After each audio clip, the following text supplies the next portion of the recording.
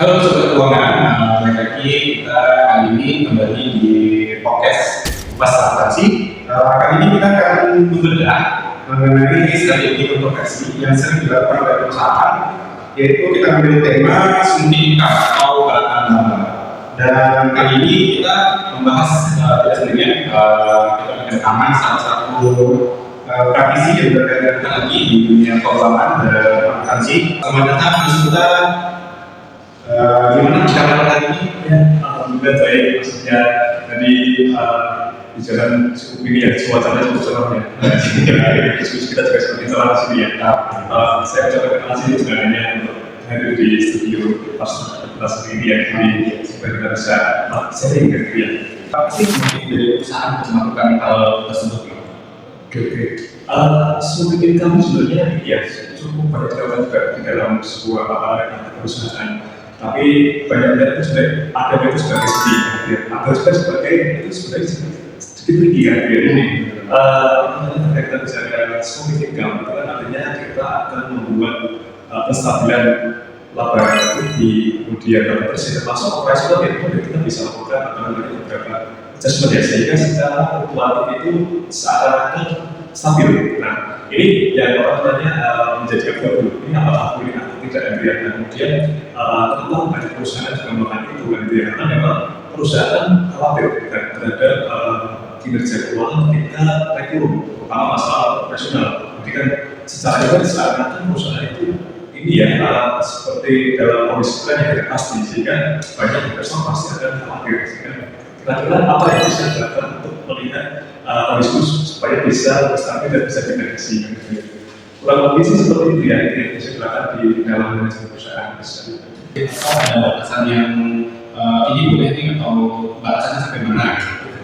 Oke, jadi memang kita harus melihat secara spesifik kita yang sebenarnya boleh atau tidak, karena kalau kita melihat dari segi aspek penegakan legal ya, jadi kita pasti masuk ke standar akuntansi di SATA juga ada beberapa aturan bahwasanya ada yang diperbolehkan. Misalnya kita bicara metode konsultan dan kita beli aset itu kan bisa kita lakukan konsultan. Kemudian ada juga beberapa semacam biaya juga bisa kita sepasang amortisasi yang bisa terkait biaya THR itu kan kalau tambah dalam 1 bulan itu kan sangat besar, sehingga ada beberapa juga yang melakukan smoothing untuk dilakukan dalam 1 tahun, jadi tidak lebih tahun.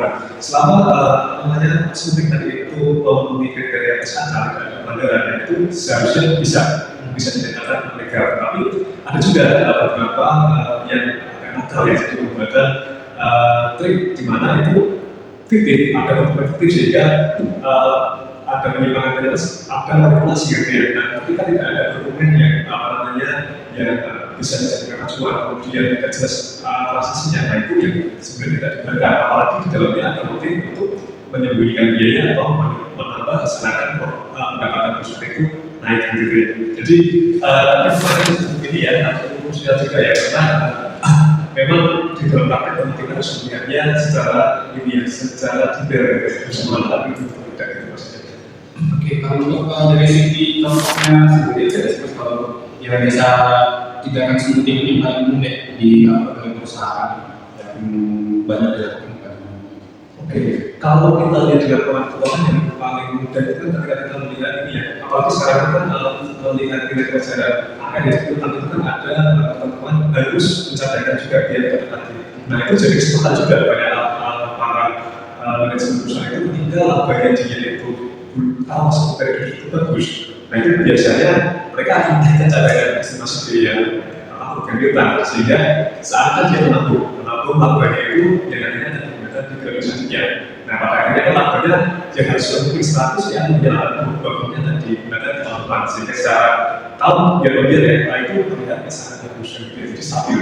Nah itu salah satu yang sering digunakan ya, sering di laporan tersebut. Kalau misalnya dari segi saya ini, misalnya saya sebagai investor atau sebagai analis, untuk mendeteksi tindakan yang smoothing itu terlalu agresif itu seperti apa ya sebenarnya? Oke, sebenarnya informasi itu kan bisa kita cari dari berbagai ini ya, berbagai berita atau isu itu, cuma sebagai kita seorang pun biasanya kita bisa melakukan beberapa pendekatan. Pertama kita coba bandingkan antara laba operasional itu dengan arus kas operasional. Kira-kira ini atau tidak. Nah, ketika ada ketimpangan, artinya ada hal yang perlu dicurigai gitu ya, apakah ada pengakuan atau yang berlebihan atau di sebaliknya gitu ya. Kemudian kita juga lihat estimasi alokasi dari tahun-tahun itu bisa berbeda. Ketika ada perubahan kok seperti itu juga menjadi indikator.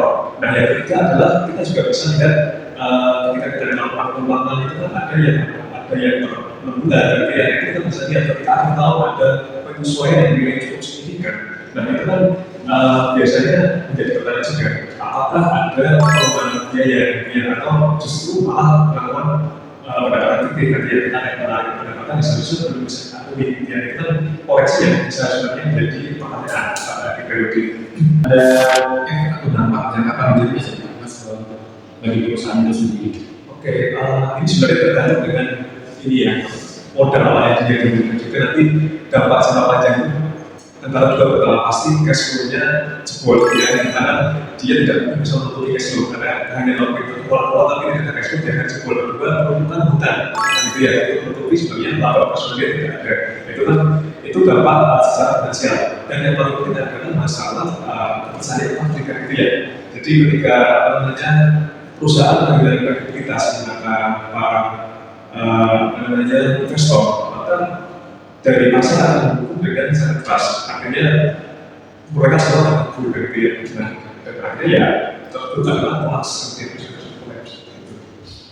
Oke, cukup banyak catatan ya Mas ya, dari saya juga cukup bagus pada podcast kali ini. Dari beberapa hal yang disampaikan oleh Mas Gunta, studing itu dapat saya simpulkan sih sebenarnya menjadi solusi jangka pendek ya sebenarnya. Tapi kalau dilakukan sebenarnya sudah dapat berefek menyebabkan sampai ke kolaps perusahaan tersebut ya Mas. Terima kasih Mas Gunta atas waktunya dan hadir di podcast pada kali ini. Sekian dulu podcast Kumpas Akuntansi pada kali ini. Terima kasih. Assalamualaikum warahmatullahi wabarakatuh. Terima kasih Mas Dian. Terima kasih.